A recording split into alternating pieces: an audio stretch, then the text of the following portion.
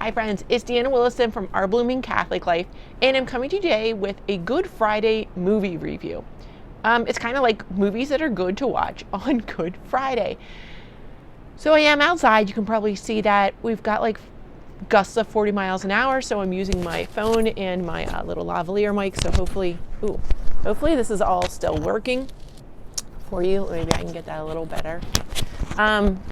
The guarantee is probably that the neighbors aren't going to be teleworking on their porches and the sawmill's probably shut down. So this is probably the best place today.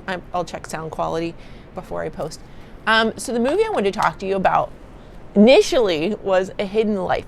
It is a movie about a secular Franciscan, and it's been touted as a pacifist movie. It had a very limited run in the theater, and they had some engagements like at small churches and things. And then it went straight, I think, to Amazon. I don't know if other services have it. We got it on Amazon. And it's available to rent or purchase. So I convinced my family to watch it because it was about history and World War II. So that's how I convinced the guys to watch this movie about a secular Franciscan.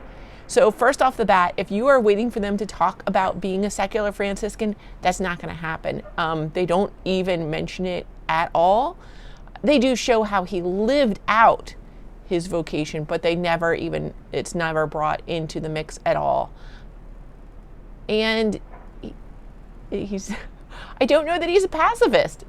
I don't know why they touted it that way. It was a movie based on good, solid principles and conscience, and it really brought to mind by the end of the movie other movies, such as Silence, as Joan of Arc, and I wanted to show you which Joan of Arc because there are like a million Joan of Arcs. This is the Passion of Joan of Arc.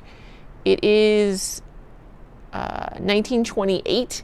It is 82 minutes long.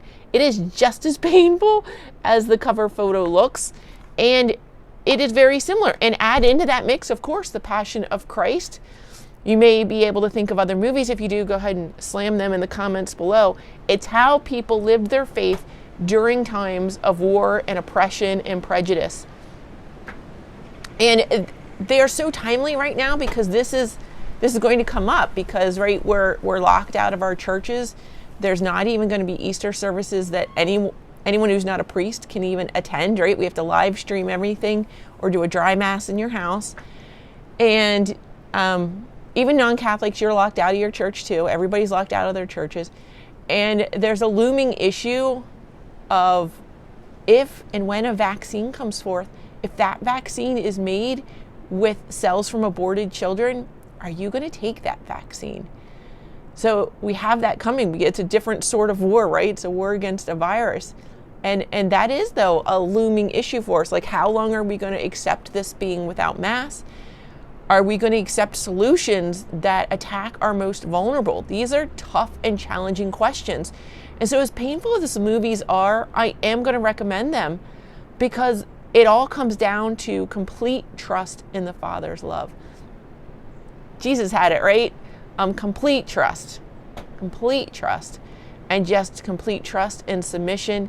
And, Joan had it, and what's his name? Franz had it.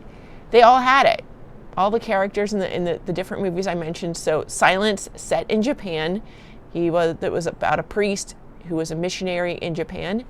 I'm not sure if that one's 100% factual or pulled from different accounts, right? And kind of smashed together.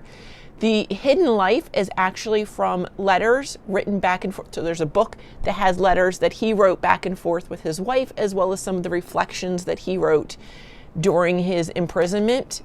So that's how that movie came to be. They are all 4 very artistic films.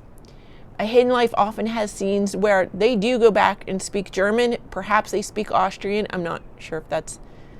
there's at least an Austrian accent. You can't tell. Unless you speak those languages, you can't even tell because they just go into it. And then it's back into English. So it's interesting that they do that they flip-flop. It would be more interesting if I remembered like any German and could understand what they were saying, if that brings more value to the movie or not. I don't know that it does because they don't even bother to put it in subtitles. So I think that's partly to give atmosphere to the movie. That movie is also interesting because they combine it with historical footage of the times. So there's film of Hitler. There's film, like he's riding a train and they switch to film of an actual train from that era going down the tracks. So they switch between historical footage and their footage. And there's times when you can hear voices, but the people, clearly their lips aren't moving. They're not talking, right? So it's a very artful film. It's meant to convey the feeling of the struggle, right? And also the joys, when there's joys. He had 3 little children. The land is so gorgeous where they were. It was just, that portion of Austria was amazing at that time. If it looked anything like in the movie, right? Amazing, gorgeous. You can understand why he was willing to hold to his principles. He knew beauty, and he was often in the church. He knew truth. It's just so powerful seeing it set in the setting it is. You get the feel for the people, and I think you get that in Silence as well. I do think that's kind of missing from the Passion of Joan of Arc because it's just the Passion. So if you want to get that from Joan of Arc, you're going to need to watch other movies on Joan of Arc, and there's no shortage there. So you can get that from other movies. This one, you don't get a real feel for the land, and they don't talk about the war with England and stuff quite as much in it because, again, this is just her passion. Like the Passion of Christ doesn't go into as much culture. It shows you a lot of the time in the land and portions of the Holy Land, but it's not as much a cultural movie. You're going to have to go somewhere else because those two deal more exclusively with the passion of the two characters, like the end of the story, right? So yeah, do I recommend A Hidden Life? Absolutely. I don't like that it was billed as a pacifist movie because he does talk about, is this a just war? I think he might have gone if it was a just war. It's definitely different than a pacifist movie. I think it's about principles and conscience and just completely trusting in the Father. And that's one of the reasons I love that they include the letters back and forth, how they say them, because you hear their complete trust. They outright say it. And it is completely beautiful and lovely and dissettling and awful at the same time. Yeah. Do I recommend it? This movie, it's like the Passion of Christ.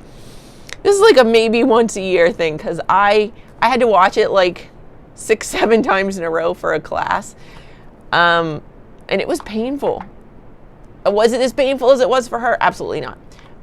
But they are hard movies to watch. This movie was difficult, but it wasn't difficult in the same way. In Silence, so the part that's similar in all of them, it's denounce, right? They're saying just denounce. Just denounce. So in Silence, it was that you had to step on pictures of Jesus and Mary to show that your alliance was really with your country and not with the religion.